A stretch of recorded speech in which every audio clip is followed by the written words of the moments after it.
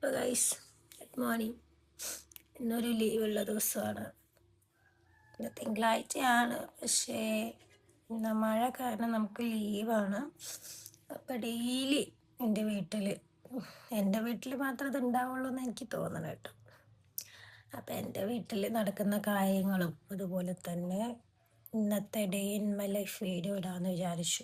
ദിവസവും ഞാൻ രാവിലെ എണീറ്റ് വരുമ്പോൾ ഈ 2 കുറിപ്പുകൾ എൻ്റെ മുന്നിൽ തന്നെ ഉണ്ടാവും കേട്ടോ. ഡെയിലി ഓരോ തിന്നാനായിട്ടാണ് കേട്ടോ എന്നെ കാണാൻ വരാറ്. ഒരു ചെറിയ ബിസ്ക്കറ്റ് ആണെങ്കിലും പോലും എനിക്ക് വേണ്ടി അവർ എപ്പോഴും കുറച്ച് മാറ്റി വെക്കാറുണ്ട്. ഞാൻ എണീറ്റ് വരുമ്പോൾ തന്നെ അമ്മ എനിക്ക് ദോശയൊക്കെ ഉണ്ടാക്കി വെച്ചിട്ടുണ്ടായിരുന്നു.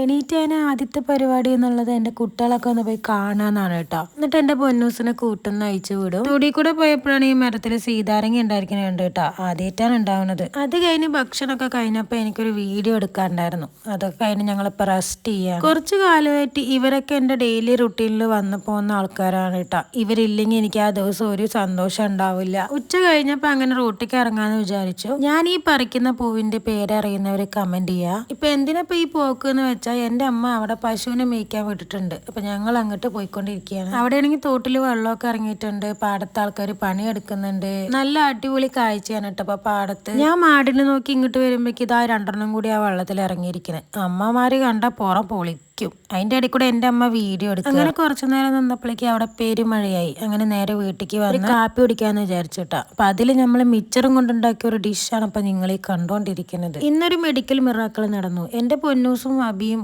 അത്ര വലിയ ടേംസിലല്ല, പക്ഷെ ഇന്ന് അവര് ഒന്നായി ഗൈസ്. അങ്ങനെ കാപ്പി കൂടെയൊക്കെ കഴിഞ്ഞിട്ടാ. അപ്പൊ ഇന്നത്രയേ ഉള്ളൂ. അപ്പൊ വീഡിയോ ഇഷ്ടപ്പെട്ട എല്ലാവരും സപ്പോർട്ട് ചെയ്യുക.